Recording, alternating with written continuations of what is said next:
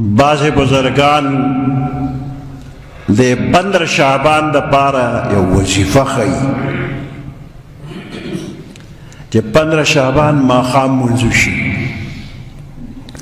سورت یاسین به 3 ځله ووایې یو ځل په دې نیت باندې ووایه چې یا الله زما عمر کې خیر او برکت واچې عمر مې زیات کړي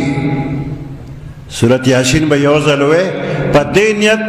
چې عمر د الله زیات کی نو د عمر کې به د خیر او برکت واچولی شي سورت یاسین یو ځل په دویم ځل به سورت یاسین دې دپاره وې چې هر قسمه بلاګانې او مصیبتونه په ما راځي نو د هغې نه مې د الله بچ کي نو هر قسمه سختی تکلیف مصیبتونه د هغې نه د بچاوي دپاره په دې نیت سورت یاسین به په دویم ځل ووې او په دریم ځل به بیا سورت یاسین په دې نیت ووایې چې د الله نه غیر بل چاته محتاج نشمه هیڅ چاته به م حاجتمند نه نو درې ځله سورت یاسین ورپسې بیا یو دعا ده نو هغه دعا به ووایې نو راتلونکي کاله پورې